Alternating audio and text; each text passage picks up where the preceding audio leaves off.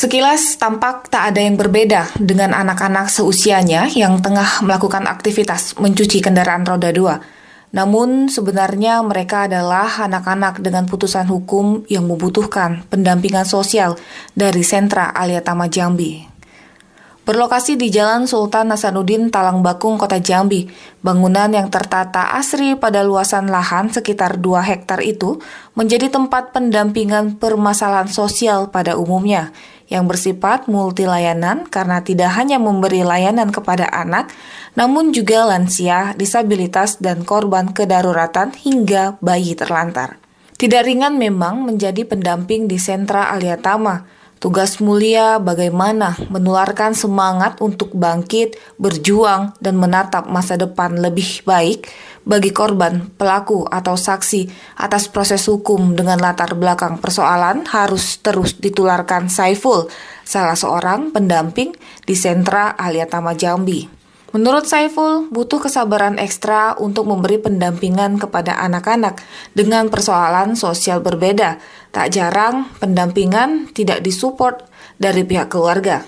Beberapa anak justru kabur dari Sentra Alia Tama. Kita kadang prihatin juga ketika anak yang bermasalah nih, termasuk pelaku, ternyata lingkungannya memang kurang mendukung ya, lingkungan kurang mendukung. Kemudian kadang orang tua itu sibuk dengan pekerjaannya. Jadi kadang kita untuk mengkondisikan anak ini kan harus tahu latar belakang anaknya seperti apa. Kita kadang komunikasi dengan orang tuanya pun tidak bisa, karena kebetulan dampingan saya ada yang dari rantau panjang. Rantau panjang itu nggak ada HP, dia nggak punya HP, jadi harus lewat dari keluarga yang satu ke keluarga yang lain baru dipanggil. Itu pun kalau pas orang tuanya ada, kalau nggak ada ya kita nggak bisa berhubungan dengan mereka. Kemudian support keluarga ini juga jadi pengalaman kan. Kalau untuk yang ketika dia di dusun, ketika orang tuanya orang kampung itu agak enak tuh. Ketika juga pernah kita dampingi juga itu korban. Kalau pelaku kan mau nggak mau dia dititipkan oleh kepolisian, keluarga bisa terima. Yang korban ini atau ada juga yang pelaku yang orang tuanya nggak terima ketika dia dititipkan di sini.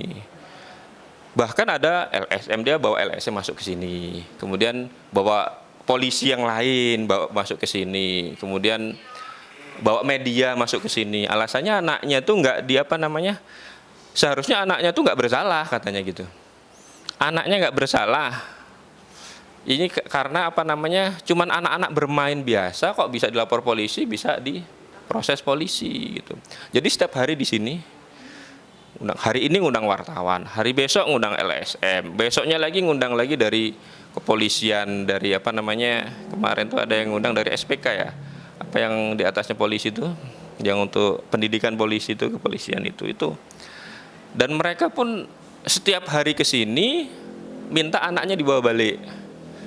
Kita telepon, kita kasih kita nggak jumpa dengan saya telepon nggak mau terima orang tuanya. Anaknya sebetulnya kan nerima. Kalau anak kan tergantung orang tua.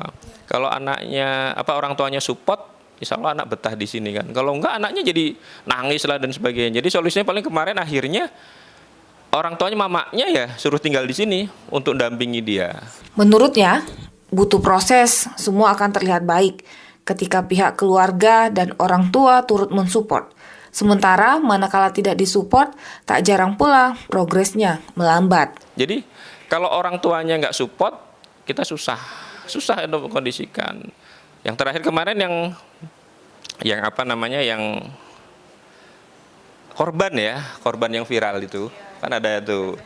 Nah, itu juga orang tuanya memang nggak support. Artinya mungkin karena biasa dengan anaknya, kemudian pisah dengan anaknya. Yang dampingan saya ini termasuknya, dia kan agak manja anaknya. Ya hal-hal kecil di sini itu disampaikan ke orang tuanya jadi besar. Umpamanya dimarahi security, padahal ketika waktu sholat kan, sholat dia usah main lagi ya. Ngomongnya ketika di rumah, ketika dengan orang tuanya dibentak sama orang tua. Hal-hal seperti itulah yang jelas. Memang nggak bisa kita sendiri, harus ada dukungan dari keluarga. Kalau kita sendiri nggak bakal mampu. Kalau umpamanya keluarga support anaknya nggak mau, masih bisa kan dikondisikan, kita ngasih masukan, orang tua pun ngasih masukan. Kalau enggak ya bisa berjalan cuman satu arah aja. Di sentra Alia Tama sendiri, aktivitas anak juga disesuaikan dengan minat, karena Alia Tama menyediakan fasilitas olahraga, bercocok tanam, beternak, bahkan berwirausaha. Untuk wirausaha ini, Alia Tama memberikan space khusus, yakni sentra kreasi atensi, sehingga selain mendapat pendampingan psikologi, religi, mereka dalam proses pendampingan juga mendapatkan pembekalan keterampilan yang bermanfaat baginya kelak, ketika usai dari sentra Alia Tama Jambi. Sentra kreasi atensi ini menyesuaikan dengan kemajuan zaman, di antaranya kafe, bengkel, cucian motor, rajutan, dan lainnya. Hal ini sebagaimana disampaikan Kepala Sentra Alia Tama, Viking Rizarta. Salah satu program dari semua sentra yang unit pelaksana teknis yang ada di Kementerian Sosial, itu arahan dari Bu Menteri Sosial, kita diminta untuk, kita sebutnya itulah sentra kreasi atensi.